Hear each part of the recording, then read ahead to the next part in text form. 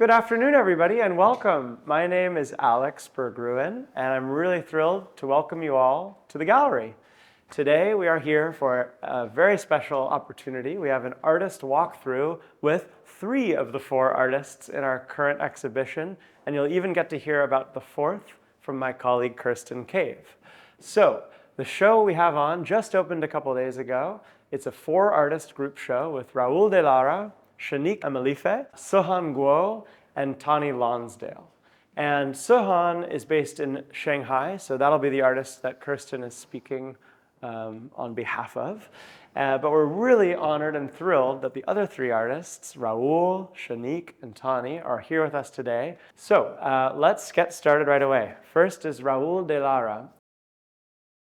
Hi everybody, I'm Raul De Lara. Very excited to be here. I have 3 works in the exhibition. This is one of them. It's titled Familia. And to tell you a little bit about this piece and the bigger kind of like body of work that I work on, I've been woodworking since I was a little kid. I grew up in Mexico, and then when I was 12, we came to the United States, and a lot of my work deals with narratives of my life over there and then my life here, and sort of like the friction of both of them. But with this piece and these 3 pieces I wanted to create this sort of like type of portrait or like windows into my life. This piece is titled Familia, and each leaf represents the 5 members of my family.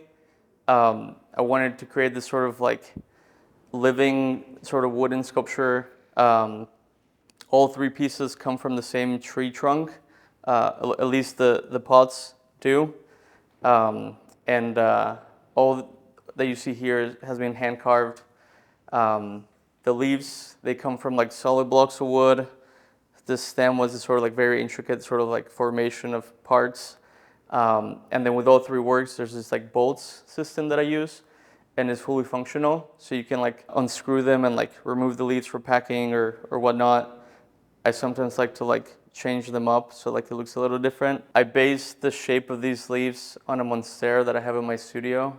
I have a studio in Ridgewood, Queens, where I fabricate most of this. And my friend gifted me this one monstera plant that I've been taking care of. His name is Ben, the plant.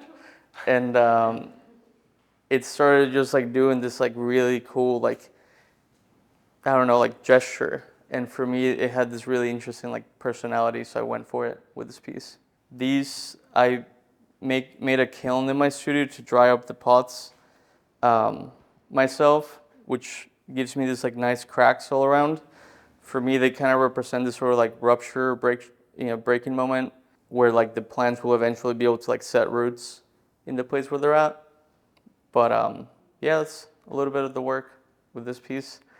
We can go to the other one. I may have one question for you. One thing that you and I had spoken about during studio visits is there are certain inconsistencies inherent in parts of the wood where you might see certain knots in some of the leaves. Can you talk a little bit about how you approach those and either choose to include or eliminate some of those moments that just naturally occur in your medium?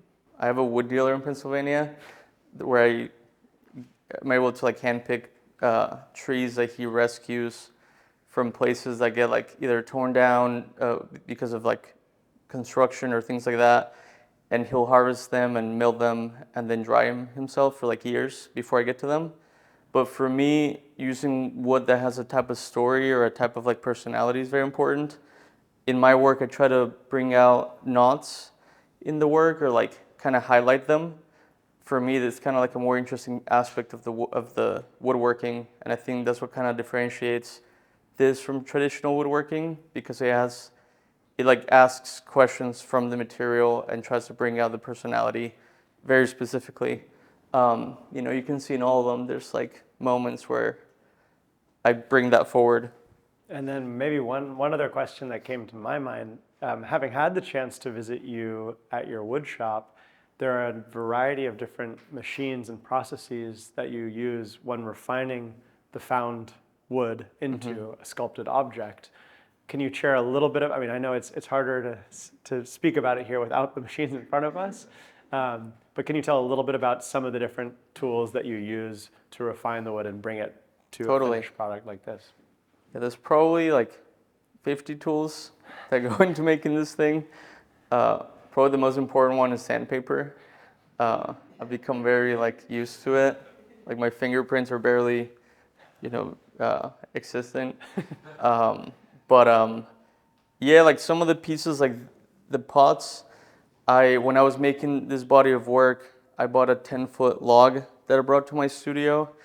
And every time I make a pot, I just slice a chunk from the tree and put it on a lathe, which is a machine that like you connect a piece of wood from 2 points and it spins. And then you use a blade to you've used one, to shape the pieces. So that's how those were made. And then the leaves are carved from singular walnut blocks. And I use a variety of like I said, sandpapers, some gouges, grinders, like angle grinders. And I have like 4 different types of sanders because I'm on like a quest to make sanding fun for me. Because it's like the least interest, it's like what I need to make the work come to life. But it's like the part that's like the most tedious for me, especially because like small movement, it's like, I don't know, it makes me, yeah. But I prefer like big gestural like motion with the work, like hence the machines that I use. This one, I wasn't interested in like a specific leaf shape. I was more interested in like the language of leaves and how to like bring that into the wood pieces. Part of my practice is sort of like imbuing sparks of life into the material. So thinking about curvature or like this like very pronounced like sort of like spines, for me give it a sort of like personality. And this pot as well, made from the same log as the other one. With this one, I got like much better cracks. It's kind of like unpredictable what you're gonna get once I put the wood on the kiln. But I put those logs on a kiln that I made for about a month and a half in my studio, and they just like dry and do whatever they're gonna do. But I have to dry them up before I put the finish. If you see the big leaves, you can see the joints. So they run vertically, and sometimes I try to hide them, but I think for me, like with these two, I was looking at them as sort of like faces or masks, and I was trying to sort of like bring out the qualities of the wood forward, and they kind of ended up looking like kind of like shields or something. All these are modular. If you were to unscrew the bolts, you can like remove the leaves and the stem comes out, and then the pot is its own thing. And you can see butterfly joints on this side. I use them in a way that's sort of like decorative, but like within like all my work, you see like different elements of woodworking that I sort of like absorb into my practice. Thank you, Raul. Yeah. That was terrific. Thank you. This is an artist, Tahnee Lonsdale, who we're extremely pleased to include in this exhibition. Tahnee is originally from England and based in Los Angeles, so we're extra grateful that she's made the time to come out and spend these days with us for the opening and artist walkthrough of this group show. The paintings she's included are the 2 large examples behind me and the 1 smaller example between our 2 windows overlooking Madison Avenue. Hi, I'm Tahnee Lonsdale, and I'm very excited to be showing these paintings here. Me and Alex have been talking together for a few years now and having studio visits. And my work has changed quite a lot over the years, but the paintings here now, I mean, the themes have always been very singular, like this idea of the spirituality and what it means to me, and the idea that we are all protected by our guides constantly. And I don't pre-think how the figures in the painting are going to come forward. They're very intuitive and they sort of self-actualize as I paint them. The process is that I create these figures from the inside out, so they expand as I create the painting. So they begin actually as abstract paintings, and it's only towards the end that the figures emerge. So the figures in the paintings have been called ghosts, guides, ancestors, celestial figures, aliens, but I don't really think there's that much difference between all of them. I mean, they're very much alive to me, so in that respect, I wouldn't say they're ghosts so much, but they're very present to me. They sort of are with me at all times. I have a question that I could maybe propose. Yeah.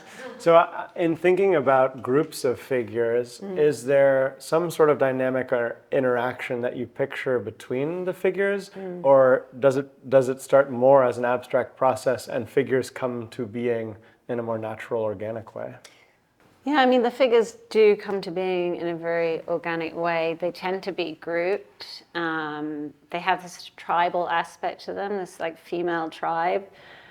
And it's very rare that there's singular figures in them. I feel that there's a very strong aspect of the mother. And it's not necessarily how we picture this idea of a mother within society. It's not like it's not just about birthing. It's about nurturing, it's about caring, it's about holding space, containing. And I feel like they're very feminine. And there is a lot of like these sort of smaller forms and larger ones that do feel like a mother-child relationship. I mean, I've had conversations with psychics before, and they speak a lot about, or people who have near-death experiences, and they speak about this idea of light forms of light, this feeling of unconditional love. And, you know, I don't set out to make paintings about that, but when I hear them talk about it, I like resonate so deeply with it. It feels like that I'm painting these paintings without knowing what I'm painting, and this is what I'm expressing. This is what, when I look at them, this is what I see. This is like, it's this idea of these things, these presences, they exist, we just can't see them. And there's so much in the world that we can't see, but we know to be real. And so for me, it's like, it's not too much of a stretch to believe that this is real to me. This is existing, whether it's existing right now in a different realm. But also, like, just being out in nature, like I feel a lot of connection to, say, like the Northern Lights in my paintings.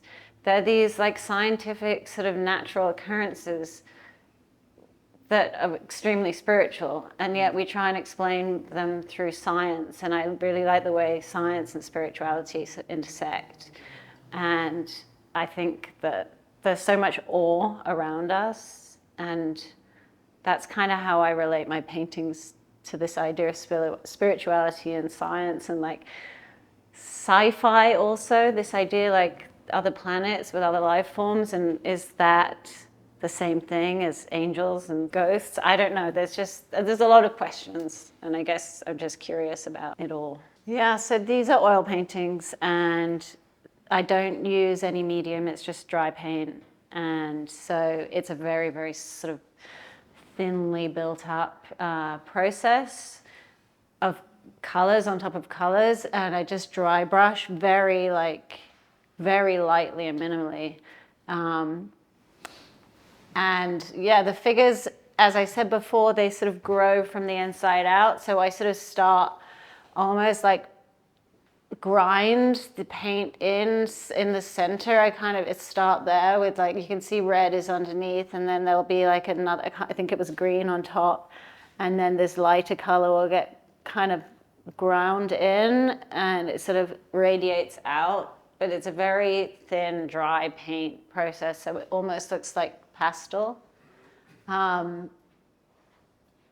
And yeah, it's quite a new process. Actually, previous to this year, I was using a lot more mineral spirits, and I was drawing the outline of the figures first. And I did a residency for ceramics, and it kind of shifted the way I worked, which made me remove any of the boundaries of the figures. And I started sort of creating them without an idea of what they were going to be. So it did take on this like ethereal bleeding of paint to create these like fog-like images. Then really it's a very constant evolving experience of creating them or them creating themselves on the canvas. I mean, the heads have, for as long as I've done figures, I've always done that round head, and I think often it's the head I start with. So I start with these round shapes, and then the figures get built out afterwards. They're like constellations almost. I feel like feels very like space sci-fi. The eyes go on last, and they're the thing that kind of indicate that these are figures. They're like, I guess it's a very, for me, like these are celestial figures. These are, let's say they're angels, and it's a way for us to relate to them, because when you see eyes, you can connect to a figure. You have eye contact. They're kind of looking at you. And the hands have always had a very, been linked to the flower, because I've used flowers a lot in paintings. And I remember having a studio visit. Someone was like, the flowers are starting to look like hands. In here, the hands almost feel like flowers.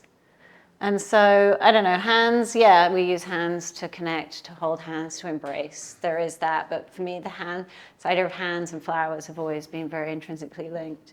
And the feet, a few years ago, they were very solid and heavy and weighted on the ground, and now they're kind of taking off. They're very delicately laid, and it kind of feels like the figures may eventually disappear and the paintings may become fully abstract at some point. I'm not sure, but the feet and the hands and the eyes, they kind of keep it grounded in these are figures. They're people, souls, but they are not of this world, and therefore they are dissolving into this abstraction. One question that came to my mind, and I think might be of curiosity amongst our audience too, is how do you consider scale when you're thinking about approaching works of similar subject type but of very different format?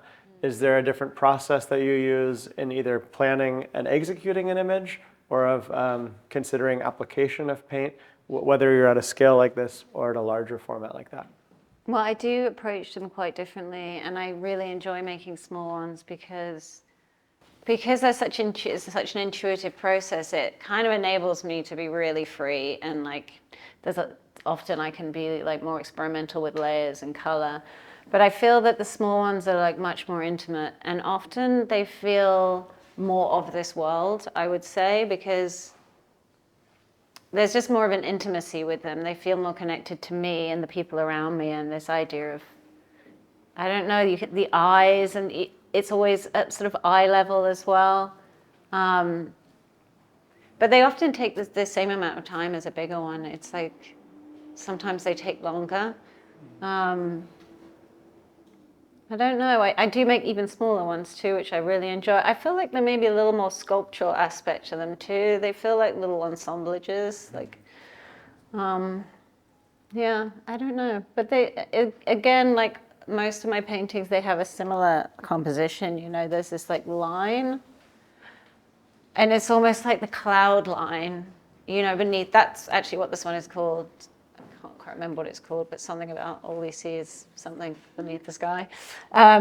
This idea of like, also, I like this idea of going back to the mother of the skirt tails. Like when you're young and you're sitting under the table, or you're hanging around your mom with her friends, you basically are just at foot level, and you see just all their skirt tails, and even these two, and it just feels like the edge of the clouds are also the skirt tails of the angels, like this northern lights. It's just like the edge of heaven, or the edge of, without being cliche, it's the edge of something so much bigger.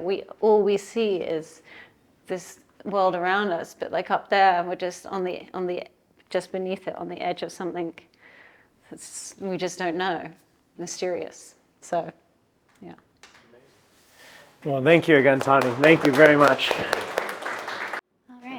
Perfect. Thank you all. I know Sihan was sad she couldn't be here today, and we wanted to do her work justice and still share a few words about it. And she very kindly gave us some text, so I have some quotes here in my hand that I'll read from and make sure I'm saying the right thing, and also so you get to hear a little bit of her voice too. Sihan is 24, and as Alex mentioned, she's in Shanghai. And her work is very process-based, where both the action and then the outcome is what comes to symbolize in her vision of a post-human and post-digital world in symbiosis.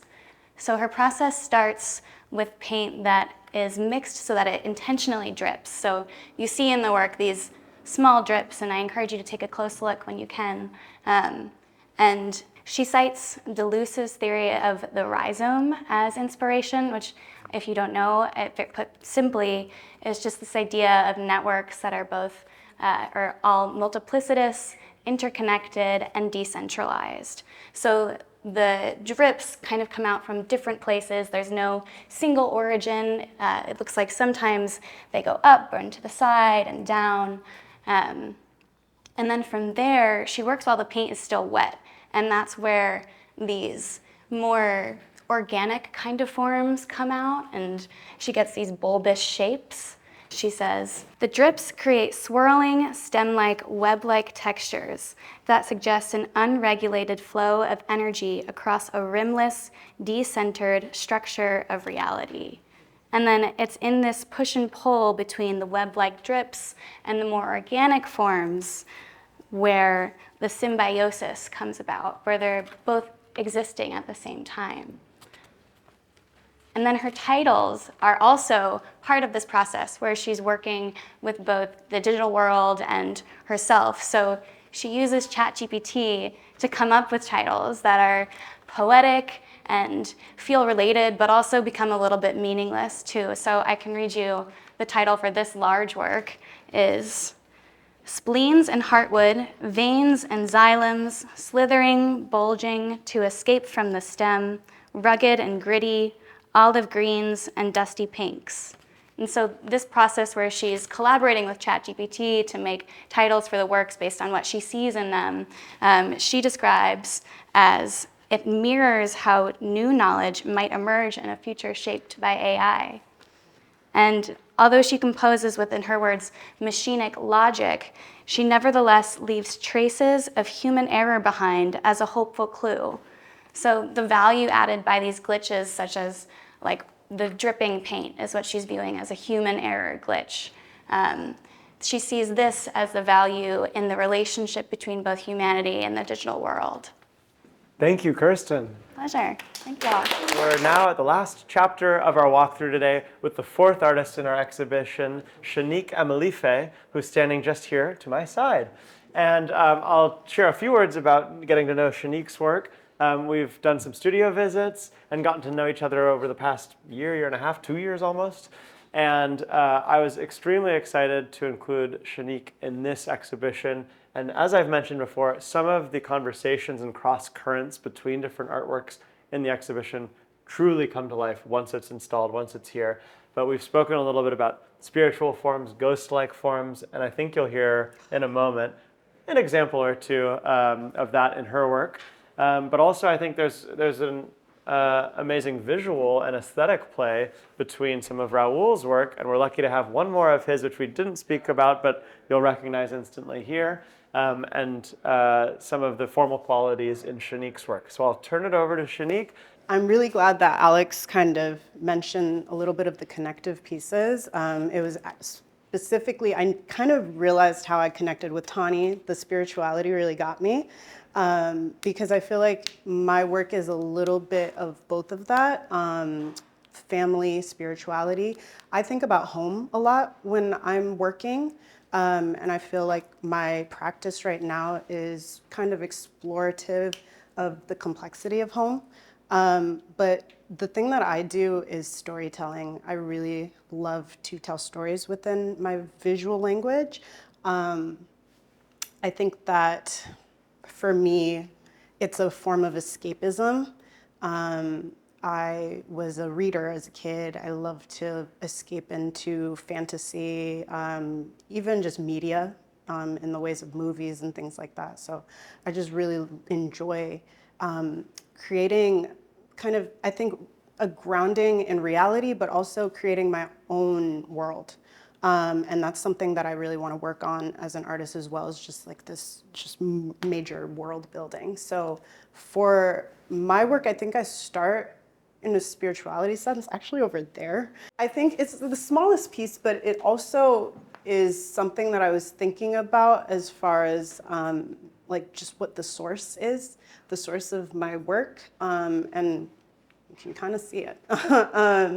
And when I think about home for these pieces, I was able to kind of take a pilgrimage back home. I kind of like Raul, I was raised in the US, but my family is from Nigeria. I was actually born in the Bahamas, and so it was kind of a long pathway to coming to being raised in the Midwest. But something I was really like, I felt like I was in the middle of two very different cultures. And I personally was never able to go back to my parents' village until this year. So this is what you're really seeing in this story, is this kind of pilgrimage, but it's not, none of the figures are real, like, well, we'll get to that one, but none of the figures are like, most of them is just my imagination as far as like what this is, but the spaces that they occupy are real. So with this one is my mom's compound. Her great-great-grandfather built that home, I would say. It's not really a home now, but it's a structure that remains on the land. And they really look at it as this really like spiritual place. It's both families, they bury their dead on their land.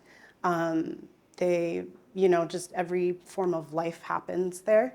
And so just seeing that home, I started by documenting it, and then I take the work back and I start with that as a place. And then what figures come from that or what's happening within these scenes is something that I make up. So the animals were all the animals that I saw along the way.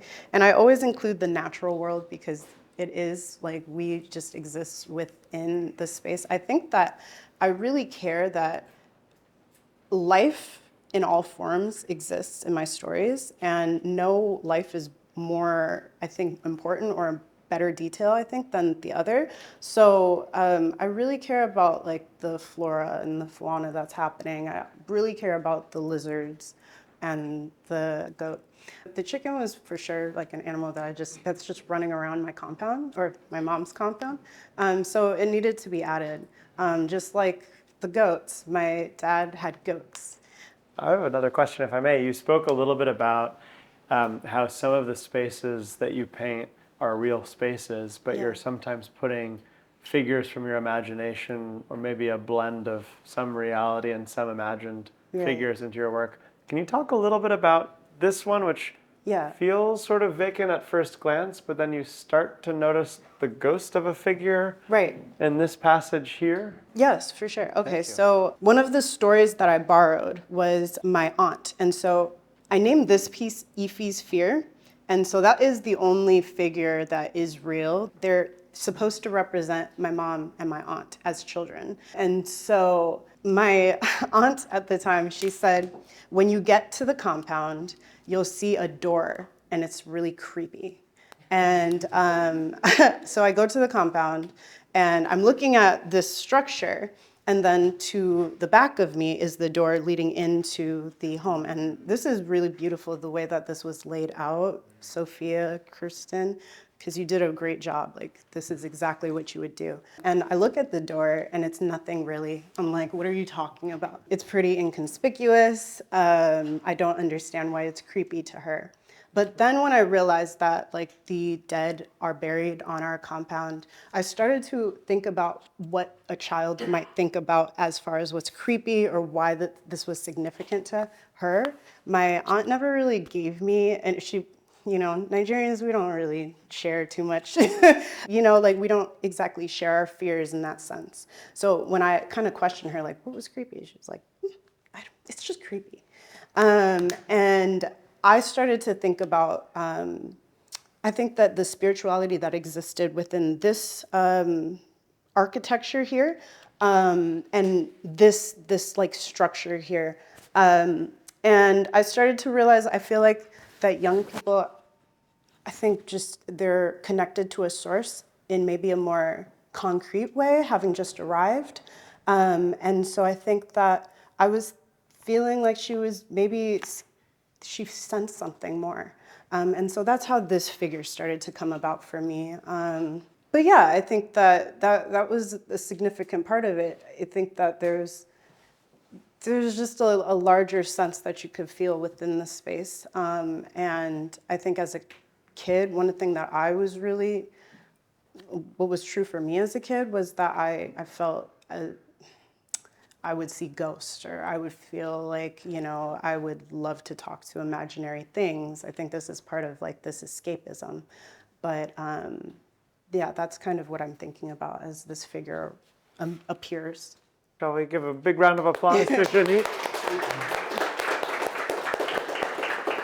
I just want to say thank you again to you all for joining us. Thank you again, Shanique, Tahnee, Raul, to Kirsten on behalf of Sihan, to my colleague Sophia, to you all for being here and in such an engaged audience with great questions. Thanks again. Thank you.